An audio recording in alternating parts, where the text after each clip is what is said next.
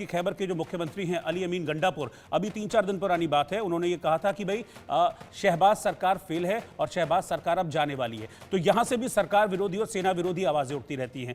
अली अमीन गंडापुर जो कि खैबर पख्तूनख्वा के मुख्यमंत्री, उन्होंने पिछले दिनों ये भी कहा था कि जो पाकिस्तानी सेना है वो यहां पर ना आए, हम अपने हालातों को यहां पर खुद सुधार लेंगे। तो सेना के खिलाफ भी बयान यहां से आते हैं, सरकार के खिलाफ भी बयान यहां से आते हैं, और टीटीपी और पाकिस्तान सेना का संघर्ष किस तरह से चलता है वो भी हम लगातार आपको बताते रहते हैं। और अब पीओके से एक आवाज उठी है जिसमें सीधे तौर पर वापस निशाने पर सेना और सरकार है। कहा है कि सेना हमारे बच्चों को आतंकी बना रही है, सेना के चलते जो सारा का सारा फंड है वो सेना की याशियों पर खर्च होता है और एलओसी पर हमारे बच्चों को मरने के लिए छोड़ दिया जाता है। हमारे पास खाने के लिए कुछ नहीं है, हमारे पास रिसोर्सेज नहीं है, हमारे जो बच्चे हैं उनको आतंक की ओर धकेला जा रहा है, आतंकी कैंप्स यहां पर लगाए जा रहे हैं। इस तरह के बहुत सारे गंभीर आरोप यहां पर लगाए गए।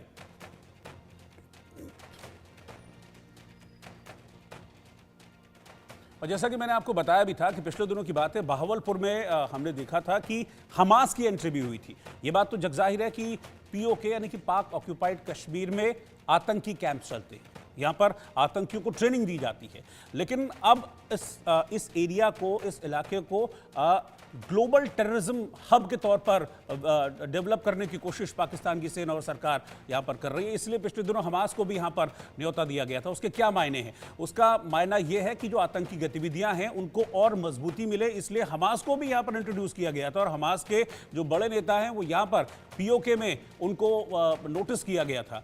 पाक समर्थित आतंकी संगठनों के साथ हमने देखा था कि उनकी बातचीत भी हुई थी वहाँ पर। और उसके बाद ये माना जा रहा था कि हमास कौन है? हमास के बारे में आपको पता है, हमास वो संगठन है जिसका इजराइल के साथ छद्म युद्ध चल रहा है। और इजराइल ने, आप ये मान के चलिए कि हमास की कमर तोड़ दी है। गाजा में जिस तरीके की लड़ाई हमास और इजराइल के बीच में चल रही है उसमें हमास के आतंकियों की कमर तोड़ दी है। पिछले दिनों गाजा से ही आवाज़ उठी थी, हमास के विरोध में आवाज़ उठी थी। वो गाजा जो कि हमेशा से हमास के पक्ष में रहा था, उससे आवाज़ उठी थी हमास के विरोध में। और एग्जैक्टली अब पीओके में भी हो रहा है। तो आप गाजा, ये समझ लीजिए कि ये गाजा है और ये समझ लीजिए ये पीओके है। दोनों पहले सपोर्ट में रहते थे आतंक के, लेकिन अब यहां से आवाजें उठने लगी हैं। क्यों? क्योंकि लोग परेशान हो रहे हैं। हमास के जो गाजा के लोग हैं वो कहते हैं हमें हमास नहीं चाहिए क्योंकि हमको आतंक देता है। पीओके के लोग कहते हैं कि हमें भी आतंक नहीं चाहिए, हमें पाकिस्तानी सेना नहीं चाहिए क्योंकि ये हमको आतंक दे रही है, हमारे बच्चों को खत्म कर रही है, हमारे बच्चों को बर्बाद कर रही है और उनके हाथ में हथियार थमा के उनको आतंक की आग में धकेला जा रहा है। तो इस तरह की आवाजें पीओके से उठ रही हैं और सीधे तौर पर ये आवाजें वहीं रहने वाले लोगों की सामने आ रही है, क्योंकि वो लोग जो सालों से वहाँ पर रह रहे हैं, पाकिस्तानी सरकार का एक ऐसा रवैया जो ये बताता है कि बिल्कुल एक गलत बर्ताव उनके साथ किया जाता है, उसको लेकर नाराज़गी है। पाकिस्तानी सेना को लेकर नाराज़गी है कि पाकिस्तानी सेना जो फंड मिलता है उसको सब खा जाती है और यहाँ पर जो डेवलपमेंट्स होने चाहिए थे वो डेवलपमेंट्स नहीं हो रहे हैं। इस बात को लेकर लगातार नाराज़गी बढ़ती जा रही है। पीओके में पाकिस्तानी सेना और सरकार किस तरीके से अत्याचार करती है ये भी मैं आपको अब ग्राफिक्स के जरिए बताता हूँ। बहुत कुछ है बताने के लिए पीओके में, क्योंकि इतनी सारी चीज़ें वहाँ पर हो रही हैं और वहाँ से आवाज़ें लगातार उठती रहती हैं कि हमको नहीं रहना है पाकिस्तान में, हमको अलग हो जाना है, हमको भारत में विलय करना है। इस तरह की आवाज़ें एक बार नहीं 10 बार, 50 बार, 100 बार वहाँ से उठी हैं। मैं आपको बता दूं कि 2024 से अब तक 100 नौजवान यहां से गायब हो चुके हैं, यानी कि एक साल से भी कम वक्त में यहां से 100 नौजवान गायब हो चुके हैं।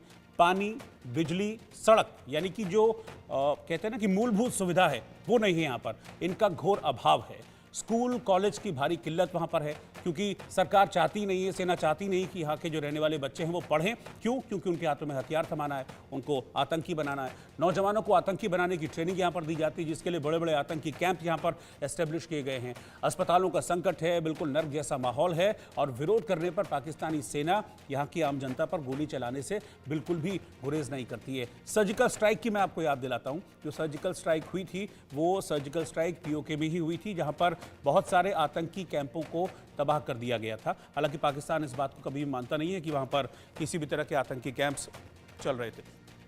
मेरे साथ इस वक्त कुछ खास मेहमान जुड़ रहे हैं। मेरे साथ हुसैन जावेद साहब जो कि पाकिस्तानी पत्रकार हैं वो इस वक्त साथ में हैं। अजय जांडियाल हमारे संवाददाता भी लाइव जुड़े हैं और मेजर जनरल रिटायर्ड अनुज माथुर साहब सीनियर डिफेंस एक्सपर्ट। आप सभी का बहुत बहुत स्वागत है। लेकिन पहले हुसैन साहब मैं आपके पास आऊँगा। पीओके से ये जो आवाज़ उठ रही है, आवामी एक्शन कमेटी के नेता हैं अजमल राशिद, वो ऐसा क्यों कह रहे हैं कि पाकिस्तानी सेना जो है वो अय्याशी करती है और हमारे बच्चों को मरने के लिए एलओसी पर छोड़ दिया जाता है? रोहित जी, सबसे पहले आपका शुक्रिया कि आपने इनवाइट किया, और जितने भी पैनलिस्ट हैं उनको भी सलाम। सर, देखिए, ये आपने किसी एक्शन कमेटी के जो फर्द है इनका ना हमने नाम सुना, ना कभी ये जो एक्शन कमेटी है इनकी क्या स्टैंडिंग है, ना हमने कभी इनको सुना। आजाद कश्मीर में इलेक्शंस जो है वो दहाइयों यही तो से हो दर्द रहे है हैं और सब हुसैन साहब, यही उसको दर्द है। वो कहते हैं कि हमको कोई सुनता ही नहीं है पाकिस्तान में। वो यही तो दर्द बयां कर रहे हैं कि हमको कोई सुनता ही नहीं है। देखिए रोहित, आजाद कश्मीर की जो मेन स्ट्रीम सियासी जुमात।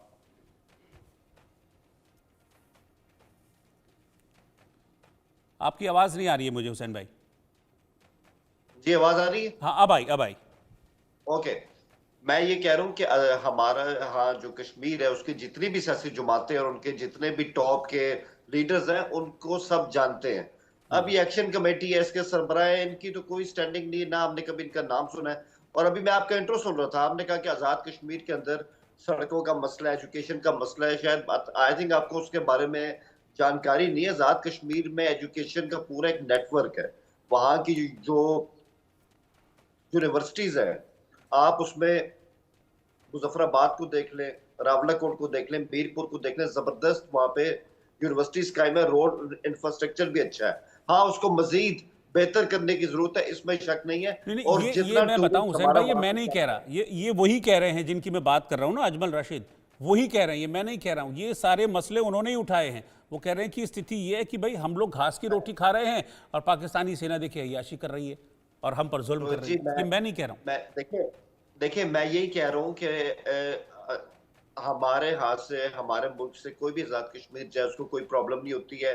कश्मीर के अंदर किसी किस्म का कर्फ्यू नहीं होता है। आप नीलम से लेके मीरपुर तक देख लें, कहीं किसी किस्म का कोई वॉलेंस नहीं होता, कर्फ्यू नहीं होता, इन पे कोई सख्तियां नहीं होती है। मुकम्मल तौर पे वहां मीडिया भी आजाद है, उनका अपना भी मीडिया आजाद है। आई थिंक ये चंद ऐसे गिने चुने लोग होते हैं जो इस तरह की बातें करते हैं जिसका हकीकत से कोई ताल्लुक भी नहीं बनता। और जो हमारे आजाद कश्मीर के लोग हैं पूरे पाकिस्तान के अंदर, वो एक स्ट्रॉन्ग कम्युनिटी है। चाहे आप उनको कारोबार में देख लें, चाहे आप उनको किसी भी फील्ड में उठा कर देख लें, मतलब वो बहुत ज्यादा स्ट्रॉन्ग है, वाइब्रेंट है, और किसी तरह भी इनको यहाँ पे दबा के रखा नहीं गया है। तो मैं समझता हूँ ऐसे लोगों की बातों को सीरियस लेना नहीं चाहिए। तो एक्शन कमेटी है, आई डोंट नो, या तो कोई सियासी जुम्मात होती तो बंदा उसको सीरियस भी लेता।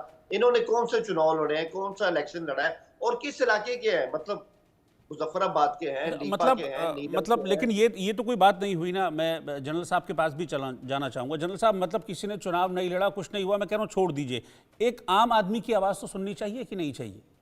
या वो कोई बिल्कुल इलेक्शन बिल्कुल। लड़ेगा, चुनाव लड़ेगा, कोई बड़ा नाम होगा तभी उसको सुना जाएगा? नहीं नहीं, बिल्कुल रोहित, आप बिल्कुल ठीक कह रहे हैं। देखिए, मैं आपको एक बात बताऊं कि ये हमको समझने की जरूरत है। ये सिर्फ कश्मीर का मसला नहीं है। पहली बात तो कश्मीर हमारा कहना, मुझे इस पे बहुत बड़ा ऑब्जेक्शन है। कश्मीर, कोई संदेह नहीं होना चाहिए कश्मीर किसका है। ये लीगली हर प्रकार से इसमें कोई संदेह नहीं है कि कश्मीर क्या है, उसका स्टेटस क्या है, पहली बात।